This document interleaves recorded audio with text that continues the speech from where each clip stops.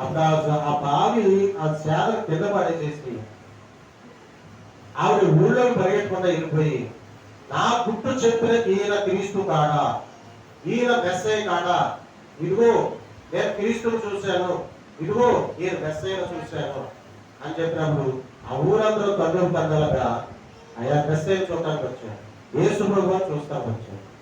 ఒక్క సమరయ స్త్రీ నమ్మింది దేవుడని, యేసు ప్రభు దేవుడని ఒక్క సమరయ స్త్రీ నమ్మి గ్రామం అంతా మార్చేసింది, ఊరందరికీ చెప్పేసింది, ఊరందరినీ మార్చేసింది. ఇదిగో నేను దేవుడిని చూశాను, ఇదిగో నేను మెస్సయ్యను చూశాను, ఇదిగో నేను క్రీస్తుని చూశాను, నా గుట్టు చెప్పేశాను, ఇదిగో ఆయన మెస్సయ్య, ఆయనే దేవుడు రండి అంటే ఒక చెడ్డ స్త్రీ చెప్పిన మాటలు నమ్మారు.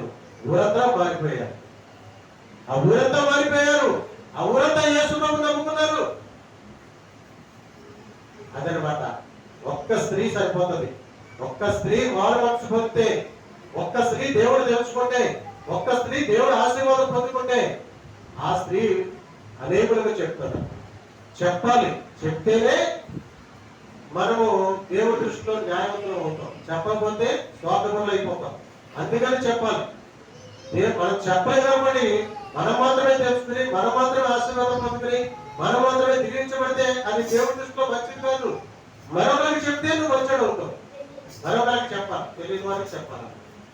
అయ్యా నేను దేవుడిని తెలుసుకున్నానయ్యా, అయ్యా నేను యేసు ప్రభువుని తెలుసుకున్నానయ్యా, అయ్యా ఆయన గొప్ప దేవుడు అయ్యా, అయ్యా ఆయన అందరికీ దేవుడు అయ్యా, అయ్యా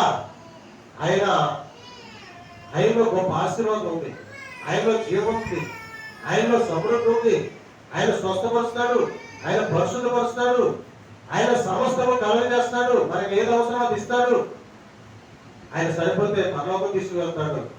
అక్కడ ఉండి మన కోసం ప్రార్థన చేస్తున్న దేవుడు